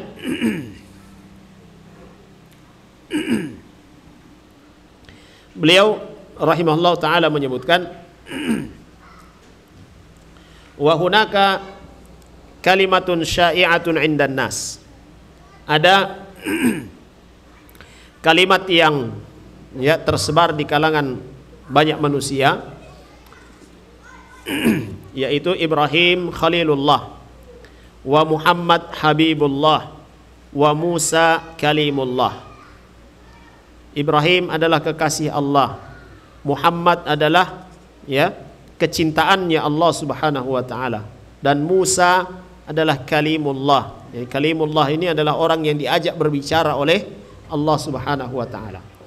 Wala syakka anna Muhammad sallallahu alaihi wasallam habibullah. Tidak diragukan bahwasanya Muhammad sallallahu alaihi wasallam itu adalah orang yang dicintai oleh Allah Subhanahu wa taala. Fahuwa habbullah wa mahbubun lillah. Muhammad sallallahu alaihi wasallam mencintai Allah Subhanahu wa taala, dicintai oleh Allah Subhanahu wa taala. Walakin hunaka wasfun a'la min dzalika wa huwa khalilullah. Ya. Kan tetapi ada sifat yang lebih tinggi daripada ya kecintaan Allah ini adalah khalilullah, yaitu kekasih Allah. Far rasul khalilullah. Maka rasul, ya seorang rasul itu adalah kekasih Allah Subhanahu wa taala. Walladzina yaquluna Muhammad habibullah qad hadamu haqqar rasul sallallahu alaihi wasallam. Maka siapa yang hanya mengatakan bahwasanya Muhammad itu adalah ya kecintaannya Allah Subhanahu wa taala, sesungguhnya ya mereka telah merendahkan hak ya Rasul sallallahu alaihi wasallam, li'annal mahabbah aqal minal khullah, karena sungguhnya ya cinta ya mahabbah ya itu lebih rendah tingkatannya daripada al khullah, ya tingkat kekasih. Walidzalika naqul la na'lamu minal bashar khalilan lillahi illa itsnan, Ibrahim wa Muhammad alaihima assalatu wassalam. Dan kata beliau rahimahullahu taala, la na'lamu minal bashar, kita tidak mengetahui ada di antara manusia yang dijadikan kekasih oleh Allah Subhanahu wa taala kecuali 2 orang saja, yaitu Ibrahim alaihissalam dan Muhammad alaihissalatu wassalam. Lakin man yuhibbuhumullahu katsirun kama qala Allah taala innallaha yuhibbul muhsinin. Dan yang dicintai oleh Allah Subhanahu wa taala itu sangat banyak. Hamba-hamba yang dicintai oleh Allah Subhanahu wa taala itu sangat banyak. Di antaranya adalah orang-orang yang senantiasa melakukan kebaikan. Innallaha yuhibbul muhsinin. Allah Subhanahu wa taala mencintai orang-orang yang melakukan kebaikan. Dalam ayat yang lain, innallaha yuhibbul ladzina yuqatiluna fi sabilihi saffa. Allah Subhanahu wa taala mencintai orang-orang yang berperang ya di jalan Allah Subhanahu wa taala dan mereka bersaf-saf ya dalam berperang itu. Wa ghairu dzalika minal ayat. Dan kemudian juga dalam ayat-ayat yang lainnya yang menyebutkan tentang ya cinta Allah Subhanahu wa taala ini.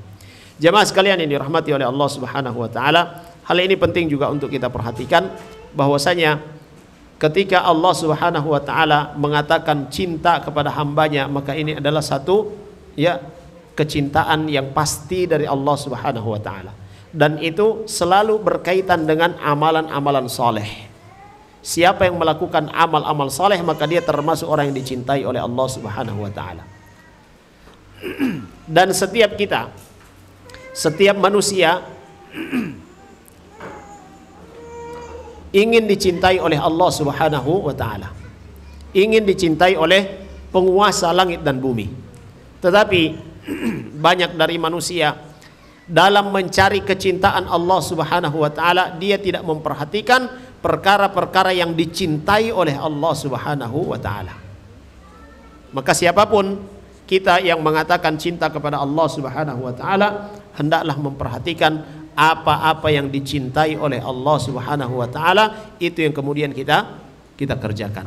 Ada doa yang diajarkan oleh para salafus saleh bahkan dinisbatkan kepada Nabi sallallahu alaihi wasallam, Allahumma inni as'aluka hubbak wa hubba man yuhibbuk wa hubba amalin yuqarribuni ila hubbika. Ya Allah, aku meminta kepadamu kecintaanmu dan aku meminta kepadamu kecintaan terhadap orang-orang yang mencintaimu. Dan aku pun meminta kepadamu agar supaya mencintai amalan-amalan, perbuatan-perbuatan yang mendatangkan ya kecintaanmu. Nah, ini kita perhatikan jemaah sekalian. Seorang dari ulama yang berada di Mesir, ya beliau katakan bahwasanya al-ibratu laisa fi qaulika ana uhibbullah. Yang menjadi ukuran itu bukan pada ucapan kita aku mencintai Allah, tetapi yang menjadi ukuran itu adalah bagaimana Allah Subhanahu wa taala mencintai kita.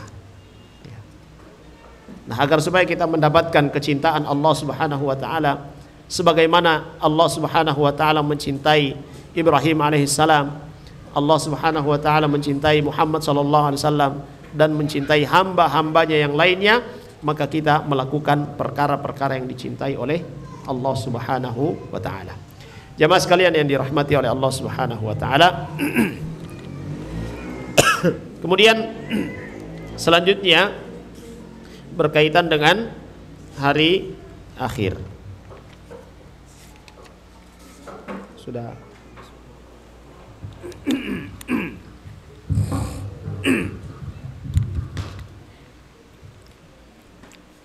Bismillah, alhamdulillah, wassalatu wassalamu ala rasulillah wa ba'd. Jemaah sekalian yang dirahmati oleh Allah Subhanahu wa taala. Kemudian selanjutnya yang kelima, rukun yang kelima yaitu al-iman bil yaumil akhir, mengimani hari akhir. Yang dimaksud dengan hari akhir ini adalah hari kiamat. Wa summiya akhiran li'annahu akhiru marahili bani Adam wa ghairuhum aydan. Dia dinamakan sebagai hari akhir. Hari kiamat itu dikatakan sebagai hari akhir karena dia adalah akhir perjalanan, ya, akhir perjalanan daripada anak cucu Adam dan seluruhnya. Fal insanu lahu arba' daur. Manusia dalam perjalanan hidupnya itu ada empat fase. Ya, ada 4 fase yang dilalui oleh manusia. Fi batni ummihi. Ya, fase di dalam perut ibunya. Wa fid dunya. Kemudian fase yang kedua itu hidupnya di dunia, terlahir dari perut ibunya. Wa fil barzakh. Ya, fase yang ketiga yaitu di alam barzakh, ya, setelah dia mati. Wa yaumul qiyamah. Ya, kemudian fase yang keempat adalah ya ketika hari kiamat, dan itu fase yang terakhir. Demikian pula seluruh makhluk Allah Subhanahu wa taala yang memiliki fase seperti ini. Kemudian wal imanu bil yaumil akhir yatadamman, iman kepada hari akhir ini mencakup beberapa perkara. Yang pertama, al imanu bi wuqu'ihi, mengimani bahwasanya hari kiamat itu pasti akan datang. Hari kiamat itu pasti akan datang. Wa annallaha yab'atsu man fil qubur, meyakini, mengimani bahwasanya Allah Subhanahu wa taala akan membangkitkan siapa saja yang ada di dalam kuburan. Wa huwa ihya'uhum hina yunfakhu fis sur, dan dibangkitkan dari kubur ini yaitu dihidupkan, ya, dihidupkan kembali ketika ya sangkakala ditiup. Wa yaqumun nas li rabbil alamin, dan kemudian ya seluruh manusia bangkit, ya seluruh manusia bangkit dari kuburnya, mereka ya berkumpul ya di mahsyar menghadap Allah Subhanahu wa taala. Allah Subhanahu wa taala berfirman, "Tsumma innakum yaumal qiyamati tub'atsun." Sungguhnya ya kemudian sungguhnya kalian pada hari kiamat nanti benar-benar akan dibangkitkan.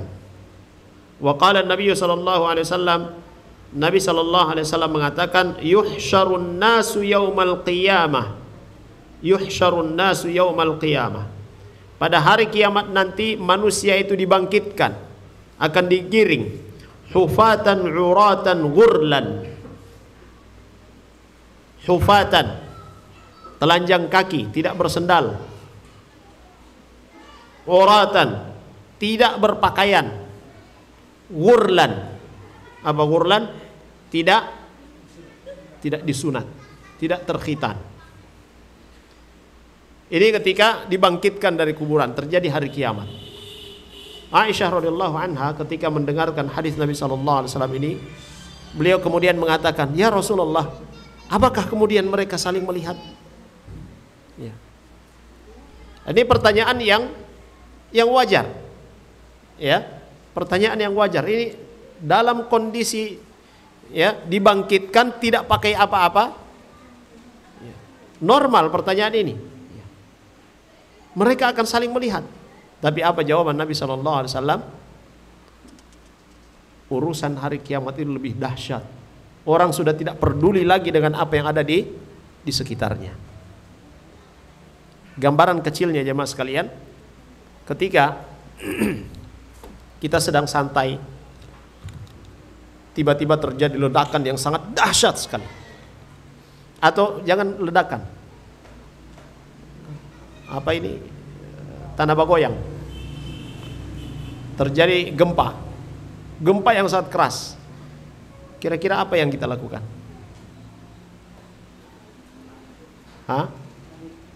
Langsung panik, langsung terpencar, masing-masing cari selamat. Dia sudah tidak perhatikan lagi apa yang ada di sampingnya. Nanti gempa selesai baru tapi di saat gempa itu terjadi tidak ada lagi yang kita perhatikan. Gempa itu belum seberapa. Hari kiamat itu lebih dahsyat, dan Nabi SAW katakan kepada Aisyah radhiyallahu anha ya bahwa kejadian hari kiamat itu sangat dahsyat sehingga orang-orang tidak lagi memperhatikan ya siapa yang ada di sampingnya, mau telanjang mau apa tidak lagi diperhatikan. Tapi Nabi SAW katakan bahwa pada hari kiamat nanti manusia dibangkitkan ya dalam keadaan tidak menggunakan apa-apa dan tidak terkhitan. Ini kita imani.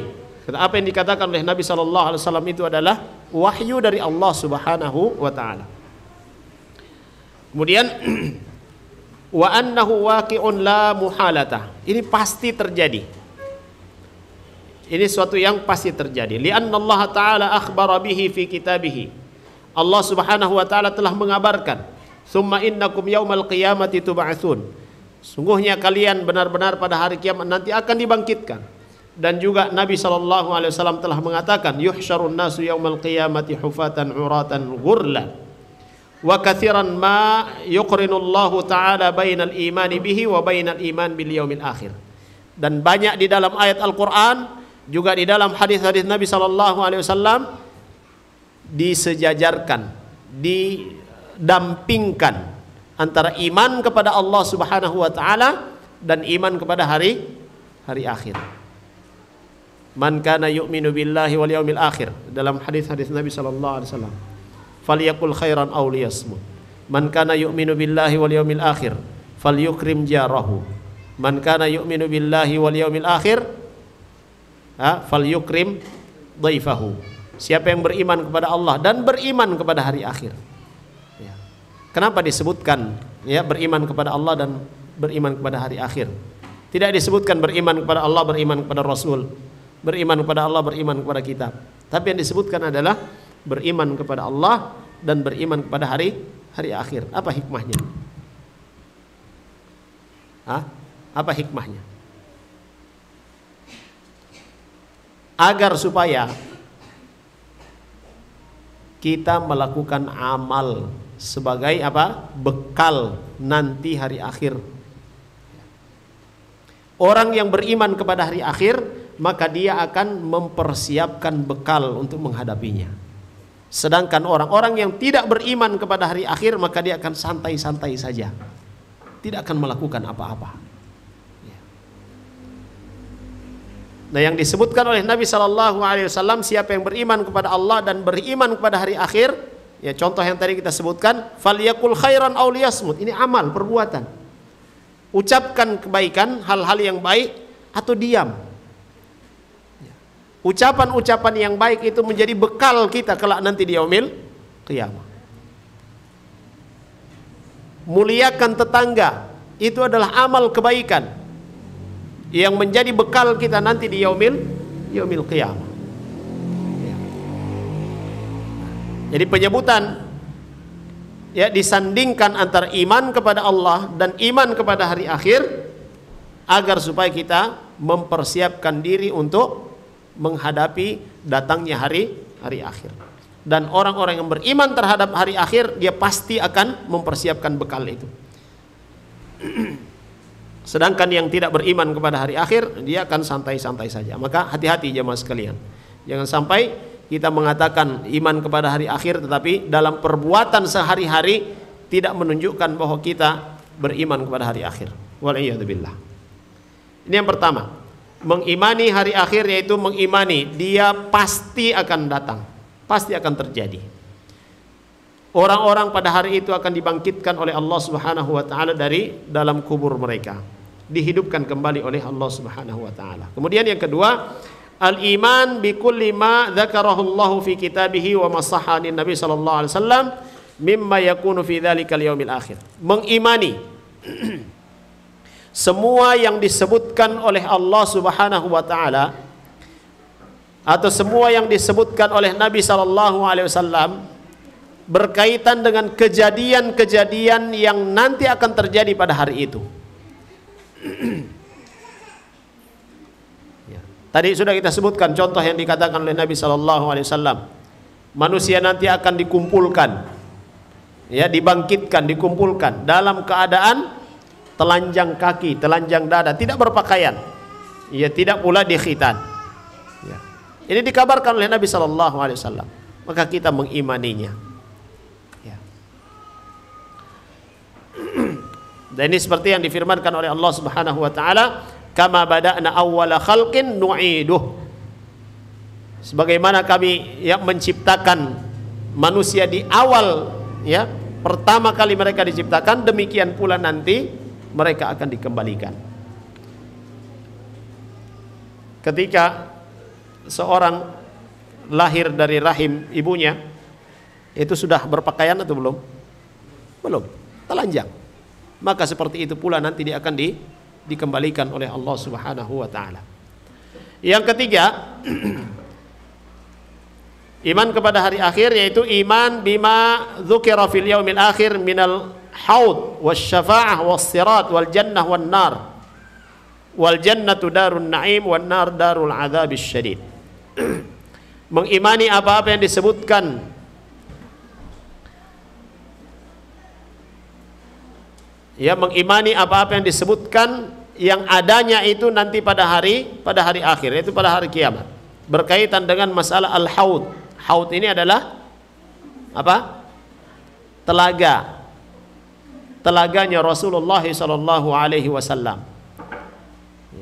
Nabi sallallahu alaihi wasallam menyebutkan di dalam hadisnya, aku akan mendahului kalian di telaga dan aku akan menanti kalian di telagaku.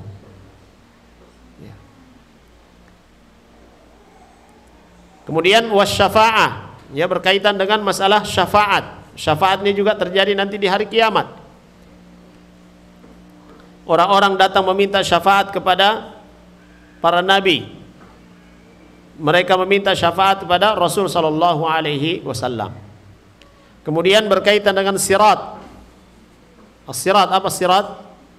Jalan, jembatan. Dan orang-orang yang melewati jembatan tersebut bermacam-macam, tergantung daripada amalnya. Yang disebutkan dalam hadis Nabi SAW, ada yang melewati sirat tersebut itu secepat kedipan mata. Ada yang melewati sirat itu seperti kencangnya kuda yang lari. Ada yang melewati sirat itu dengan berlari, ada yang berjalan, ada yang merangkak, bahkan ada yang jatuh. Dan di bawah sirat itu adalah jahannam. Wal'iyadzubillah. Berkaitan dengan al-jannah wan nar, surga dan neraka. Ini akan disaksikan oleh manusia nanti pada hari kiamat. Surga adalah tempat kembalinya orang-orang yang taat kepada Allah Subhanahu wa taala, penuh dengan kenikmatan, dan neraka adalah tempat kembalinya orang-orang yang durhaka, penuh dengan azab Allah Subhanahu wa taala. Qala Syekhul Islam Ibnu Taimiyah rahimahullahu taala fil Aqidah al-Wasithiyah. Imam Ibnu Taimiyah rahimahullahu taala beliau mengatakan dalam kitabnya Al-Aqidah al-Wasithiyah, wa minal iman bil yaumil akhir al iman bi kulli ma akhbara bihi Nabi sallallahu alaihi wasallam. Di antara iman kepada hari akhir adalah mengimani segala sesuatu yang dikabarkan oleh Nabi sallallahu alaihi wasallam mimma yakunu ba'dal maut.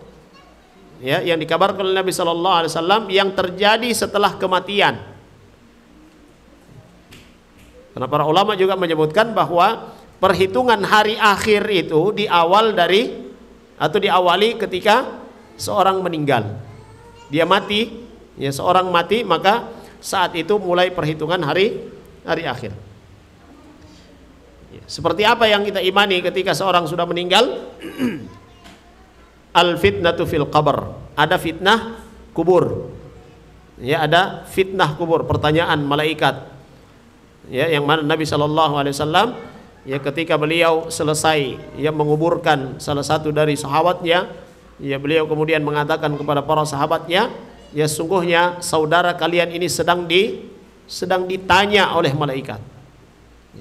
Maka doakanlah dia supaya diberikan keteguhan, kemampuan untuk menjawab pertanyaan-pertanyaan dari malaikat yang ditugaskan untuk menanyainya. Man rabbuk? Siapa Tuhanmu, dan seterusnya. Ini kabar dari Nabi sallallahu alaihi wasallam dan wajib bagi kita untuk mengimaninya. Fa innan nasa yuftanun fi kuburihim wa yus'aluna an thalathati asya. Ini masih kata Imam Ibnu Taimiyah rahimahullah taala, seorang yang meninggal maka dia akan diuji di dalam kuburnya. Dia akan ditanya tentang 3 perkara. Man rabbuk? Siapa Tuhanmu? Wa ma dinuk? ya apa agamamu, waman nabiyuk, dan siapa nabimu. Ini yang disebut dengan al-usul ats-tsalatsah. Al-usul ats-tsalatsah, 3 landasan utama. Jadi usul ats-tsalatsah itu pertanyaan ini, ya, man rabbuk, ma dinuk, wa ma nabiyuk. Ya, ini usul ats-tsalatsah. Bukan tauhid rububiyah, tauhid uluhiyah, tauhid asma wa sifat, bukan itu usul ats-tsalatsah. Sebagaimana ada seorang doktor yang dia katakan bahwasanya ya Wahabi itu mengajarkan usul ats-tsalatsah, yaitu tauhid uluhiyah, tauhid rububiyah, tauhid asma wa sifat. Ya. Sembarang bicara. Seorang ya ahli filsafat tapi berbicara agama, makanya ngawur. Baik, kemudian yang keempat, al-imanu bi na'imil qabri wa adzabihi. Termasuk iman kepada hari akhir adalah mengimani segala kenikmatan di dalam kubur yang dikabarkan oleh Nabi sallallahu alaihi wasallam, wa adzabihi, mengimani juga azab kubur. Li'anna dzalika tsabitun bil Qur'ani was sunnati wa ijma'is salaf. Berkaitan nikmat kubur, azab kubur, itu semuanya terdapat di dalam Al-Quran, terdapat dalam hadis Nabi sallallahu alaihi wasallam, dan telah sepakat seluruh ulama tentang hal itu. Kemudian yang terakhir, wa huna nunabbihu ala ma nasma'uhu min qawli ba'dhin nas aw naqra'uhu fi ba'dhi suhufi idza mata insan qala intaqala ila mathwahu al-akhir. Ada sebahagian orang yang mengatakan ketika ya seorang itu meninggal, ya, maka mereka mengatakan dia telah pergi ke tempat terakhirnya, ya, ke pembaringan terakhir. Dia telah kembali ke tempat pembaringan terakhir, ya, ketika seorang meninggal. Nah, ini beliau katakan hadza ghalatun azim. Ini adalah kesalahan besar. Ya, mengatakan bahwa seorang yang meninggal itu dia telah kembali ke pembaringan terakhir, ya, peristirahatan terakhir. Ya, ini adalah pernyataan yang besar, ya, kesalahan yang besar, kata beliau. Walaula annana na'lam murada qailihi laqulna innahu yunkirul ba'ts. Ya. Nah, kalau sekiranya orang yang mengatakan ini, ya, orang yang mengatakan bahwa dia telah kembali ke pembaringan terakhir, peristirahatan terakhir. Kalau dia meyakini orang yang mati, begitu dia mati sudah sampai di situ, maka ini dia mengingkari apa? Mengingkari hari kebangkitan, hari akhir. Matinya seorang itu belum berakhir. Jangan kira permasalahan-permasalahan hidup yang dihadapi itu akan berakhir dengan bunuh diri. Kalau sudah mati berarti sudah tidak ada lagi urusan. Belum. Matinya seorang itu belum menunjukkan bahwa sudah selesai urusannya, masih ada urusannya. Maka beliau katakan, ya, bahwasanya kalau orang yang mengatakan seperti ini, yang mengatakan bahwa dia telah, ya, kembali ke tempat peristirahatan terakhirnya dengan yakin dia katakan seperti itu, maka ini dia mengingkari hari kebangkitan. Kenapa? Kalau sekiranya kuburan itu adalah tempat pembaringan terakhir baginya, fahada yatadamman inkarul ba'ats. Ini mengandung makna ini, mengingkari hari kebangkitan. Kan tadi sudah kita sebutkan, ya, akan ada nanti hari kebangkitan, akan dibangkitkan kembali oleh Allah Subhanahu wa taala seluruh yang ada di dalam kuburan. Fal mas'alatu khatiratun lakin ba'dun nas imma'ah idza qala an-nas qawlan akhadha bihi wa huwa la yata'ammal fi ma'nahu. Ini kata beliau rahimahullah taala adalah ucapan yang masalah yang berbahaya sebenarnya. Kenapa dikatakan berbahaya? Karena berkaitan dengan masalah iman. Kita sering mendengar ucapan-ucapan sebahagian orang, lalu kemudian kita menilai, wah, ini kayaknya bagus, akhirnya kita ikuti tanpa kita memperhatikan ada konsekuensi di baliknya. Ini jemaah sekalian yang dirahmati oleh Allah Subhanahu wa taala, ini hal-hal yang berkaitan dengan masalah al-iman bil yaumi al-akhir. Ya, beriman kepada hari hari akhir. Baik. Selanjutnya yang terakhir berkaitan dengan iman kepada takdir. Insyaallah pada pertemuan ya berikutnya kita akan bahas tentang ya takdir. Dan bahasan tentang takdir ini juga adalah pembahasan yang penting sekali bagi kita. Bahkan di dalam hadis Jibril ini ya Nabi SAW katakan tentang iman, antu'mina billahi wa malaikatihi wa kutubihi wa rusulihi wal yaumil akhir wa tu'mina bil qadari khairihi wa syarrihi.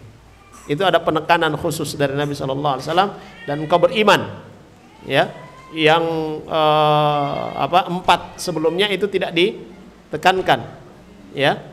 Hanya pertama Nabi katakan antu'mina billah, engkau beriman kepada Allah. Kemudian dibarengi dengan wa malaikatihi wa kutubihi wa rusulihi wal yaumil akhir.